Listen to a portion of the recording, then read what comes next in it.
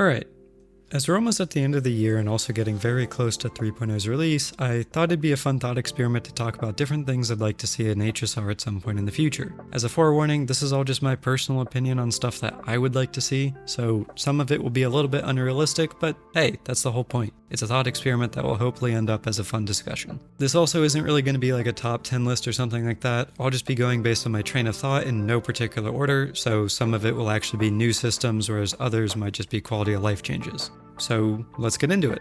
Starting off, let's go with the quality of life changes. Something that I feel would be a pretty nice thing to have in the game would be some better explanations of in-game mechanics, and also just some more information in general about them in the actual game. The most predominant one I can think of off the top of my head is an explanation for speed. Like, let me explain here a little bit. If you go in-game to the tutorials page and you type in the word speed, only 2 things show up, with one of them actually being relevant to your characters. It gives 3 sentences total, and they're as follows. Speed will affect the interval between the target's actions. The faster their speed, the shorter the interval. At the same time, speed also affects the action order when entering battle.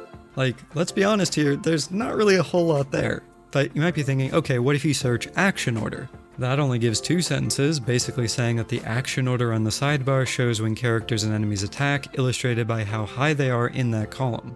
Nowhere in any of that do they explain why speed is important, when speed is important, or give any clues to the fact that different speed breakpoints and cycles actually exist.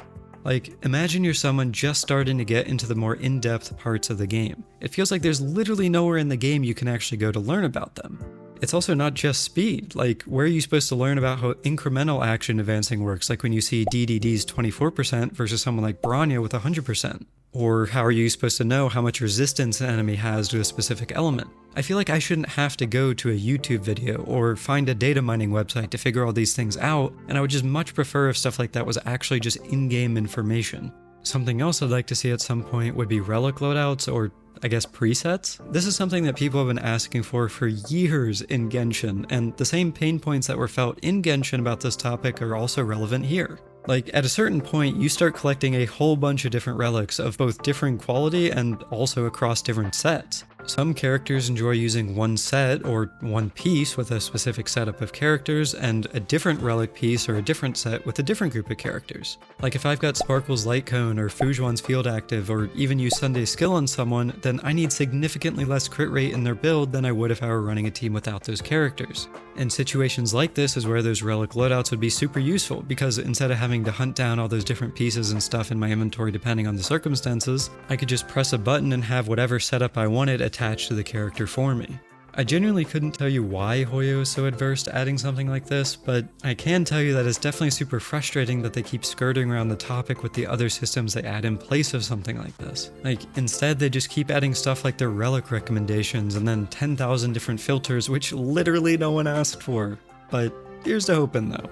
Moving on from some of the more quality of life things I'd like to see, let's talk about something more fun that would also be new. For those of you that play Genshin and also ZZZ, both of those games have affinity systems that develop your characters a little bit more, with ZZZ's being a more fleshed out system than Genshin's is. By participating in those systems, you can get rewards for raising the affinity levels of your characters, like name cards in Genshin, or the titles, and more recently the quality time features added in 1.4 for ZZZ. I really think an affinity system would be good for HSR, more specifically something similar to the one from ZZZ.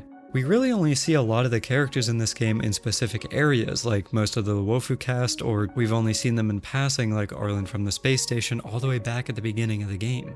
For those kinds of characters that we don't see that often, the quality time feature from ZZZ would be a great addition, as it would give us some extra small bits of story or characterization for them.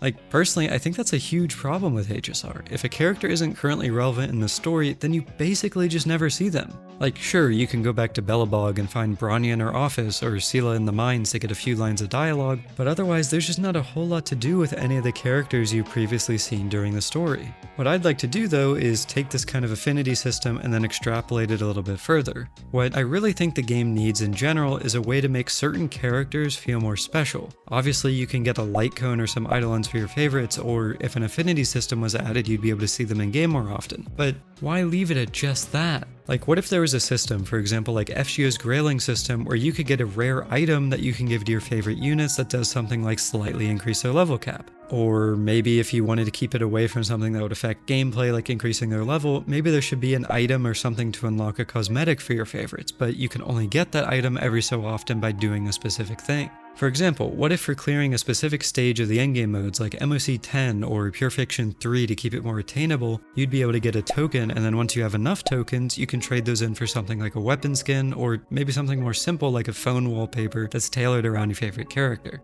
What I'm really looking for is a way to kind of showcase that, hey, I really like this character or these characters, and you can see that because of this specific thing that I did for or with them. And currently, I really don't feel like there's any meaningful way to do that other than maybe using them as your profile picture. Hopefully in the future something like that can be added, because right now it's just not really there, and I think it would be great so we can have some more stuff with our actual characters. Moving on to another thing I'd like to see in the game, I personally think that there are some good boss designs in this game, and then there's a lot of pretty bad ones. For example, I would consider a couple of the more recent Apocalyptic Shadow bosses like the current Banana Troop as well as the Adventuring boss from a few rotations back as good, because those bosses actually made you think, like when to take out a different dice for Adventuring to get the maximum bonus and who to target in the Banana Troop to get the best buffs. On the other hand, you have bosses that you see in MOC like Svarog, who are basically just meatbags and don't really do a whole lot or have any kind of interesting mechanics. Going forward, I'd really like to see more bosses like the ones in Apocalyptic Shadow, not just in that mode. Like if all of the bosses throughout the game had actual thought put into their game design, then that would leave a ton of room to not have the difficulty increases that we see in all these different endgame modes just be focused around HP. Not to beat a dead horse here, but that's one of the biggest plagues in the community right now, and I think one of the solutions to this problem is designing bosses in a way that makes the player think, rather than just forcing the player to slam their highest damage dealing character into a huge HP pool until the boss dies. If the player is rewarded for learning how a fight works, for example by taking out a huge chunk of a boss's health bar by completing a mechanic, then HP inflation ends up as a smaller problem because it's not just your character versus a health pool, it's you versus how well you can manage whatever that mechanic is. The groundwork is there, like I mentioned with the Apocalyptic Shadow versions of these bosses, and hopefully going forward that kind of mindset for boss design is brought elsewhere across the game rather than just in this specific mode. Now, let's move on to a different kind of topic, and this one will probably be a little bit contentious, but something I'd love to see in this game is a way to do something with your friends or even with a group of people. Basically, co-op. I realize that not everyone is a fan of co-op content, especially when it's forced by the game, but I believe there are a few ways that something like this could be implemented without it feeling bad for someone that doesn't really enjoy that kind of content. The two that immediately come to mind are guilds and then raids. Like, let me frame this out for you. Imagine you've got a group of friends and you want to do something with them. In the current state of HSR, there's basically no way to interact with each other. You can't enter their worlds, you can't fight together. Hell, there's not even any mini games to play with each other because they closed down the Origami Bird multiplayer. Literally the only way that you can interact with anyone else is by borrowing their support units. So imagine a world where not only could you group up with your friends and create a guild, or maybe even join a public guild made by a community, but you'd also then be able to participate in a raid or a large group fight against a super high HP boss enemy together with your guildmates. I don't necessarily mean like you each only get to use one unit and play together, but that would be interesting. More just that you're all attacking the same boss that has a huge health pool that you slowly chip down together. Ideally, the boss would have special mechanics similar to the Adventuring and Banana bosses that I mentioned earlier, as that would lead to better experiences when you fight it as a group rather than just as one person. So if a boss has something like 500 million HP and in one fight you personally take out 8 million, then you'd either need a large guild or multiple attempts to be able to clear it. This kind of guild and boss system is pretty common in other gachas, and it creates a pretty decent sense of community when you all try to take it down together. For those less inclined to partake in cooperative content, all it would really require is attacking a boss daily, which means you wouldn't really be required to participate any further beyond that. Something like this doesn't have to be a competition either. Like, if it was a weekly reset where you had a few attempts per day to deal the damage, if one guild has a whale that can do 10% of the boss's HP in one fight, and another guild needs 5 people to deal that same 10%, it's not like anything would really change other than the boss is cleared faster by the guild that has the whale in it. Something like this would honestly fit pretty decently into a cosmetic system like I mentioned earlier. If anyone can join a guild, then anyone would have access to getting the cosmetics, therefore you wouldn't even need specific requirements like like clearing an endgame stage to get the rewards. You would just have to participate in a daily fight against whatever the boss is. Personally, I like systems like this because it lets the player be as involved in the guild as they want to be. Like, if you want to be working with your guildmates and making sure everyone is doing as much damage as they can and whatnot, then you can make your own hardcore guild to try and clear it as fast as possible for the week. If you're someone that doesn't care about all that, then there's usually public guilds available for players to join where you can simply do your daily attempts and not engage further. As long as the time limit to actually get the clear is long enough, it really wouldn't matter how long it would take one guild with a whale versus one that doesn't have one. It'd basically just be more content for all players to participate in, and overall I think that's a good thing. Lastly, I kind of feel like I have to add this in here because I've talked about it so much before, but I really hope that going forward Hoyo considers some way to buff older characters. I'll keep it quick this time, so here we go.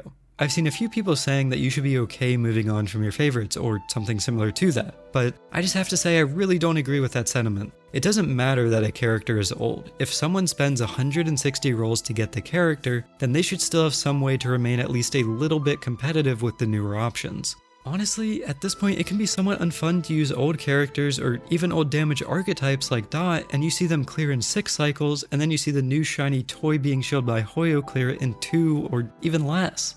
Obviously, yes, I get that they both get the clears, and sure, you could say just don't let it bother you, it's only a little bit of primos and stuff like that, but looking at it that way is a bit flawed in my opinion. It's flawed because that's only looking at the present. Like, yeah, my character might be able to clear in 6 cycles now, but what about next patch when they clear in 7, and then the patch after that when they clear it in 9? Are you telling me that we're just supposed to be okay with these characters falling off like that? It just doesn't sit right. I'm not saying they need to be the best of the best, but at the very least there should be systems implemented so that in the future when that inevitably happens, we can find some way to use our old favorites again. So that's all of it. I feel like those ideas would all be pretty nice to have in the game, and hopefully sometime in the future we see stuff like this. If you've got any ideas of your own, whether it's quality of life or new game systems, I'd love to hear about them down in the comments below. Anyway, that's my rant. Before I end, I just want to say happy holidays for those of you that are celebrating, happy New Year's if you're not, and as always, thank you very much for watching. Subscribe, join my Discord link down below if you want a place to hang out and chat, and if you haven't already, maybe give my other videos a shot too.